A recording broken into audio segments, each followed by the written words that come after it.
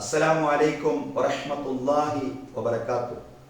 ബഹുമാന്യരായ സഹോദരങ്ങളെ, സഹോദരിമാരെ, സഹൽ ഇബ്നു സഅദ് സാഇദി റളിയല്ലാഹു അൻഹുവിൽ നിന്ന് ഇബ്നു മാജ ഉദ്ധരിക്കുന്ന ഒരു ഹദീസ്, ഒരു പ്രവാചക വചനമാണ് കേൾപ്പിക്കുന്നത്. പ്രവാചകൻ സ്വല്ലല്ലാഹു അലൈഹി വസല്ലം പറഞ്ഞു, ഇസ്ഹദ് ഫിദ് ദുനിയാ യുഹിബ്ബുകല്ലാഹ് വസ്ഹദ് ഫീമാ ഇൻദന്നാസി യുഹിബ്ബുകന്നാസ്.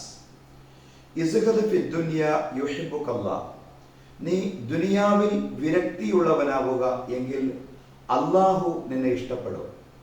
നീ ഭൗതിക കാര്യങ്ങളിൽ വിരക്തിയുള്ള മനുഷ്യനായാൽ അള്ളാഹുവിന്റെ സ്നേഹം നേടിയെടുക്കാൻ നിനക്ക് സാധ്യമാവും. വസ്ഹദ് ഫീമാ ഇൻദന്നാസി യുഹിബ്ബുകന്നാസ്, ജനങ്ങളുടെ അടുത്തുള്ളവയിൽ വിരക്തിയുള്ളവനാവാൻ നിനക്ക് സാധ്യമായാൽ ജനങ്ങൾക്കും നിന്നെ ഇഷ്ടമാവും.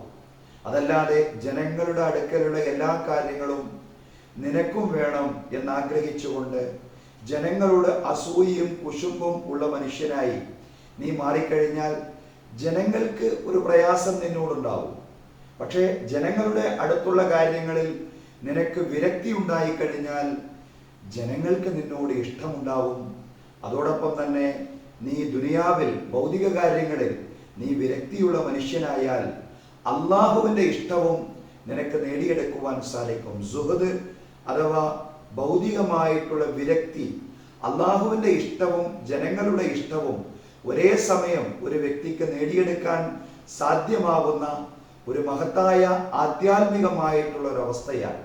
ആ ഒരു അവസ്ഥയിലേക്ക് എത്തിപ്പെടാൻ എനിക്കും നിങ്ങൾക്കും സാധ്യമാവേണ്ടതുണ്ട്.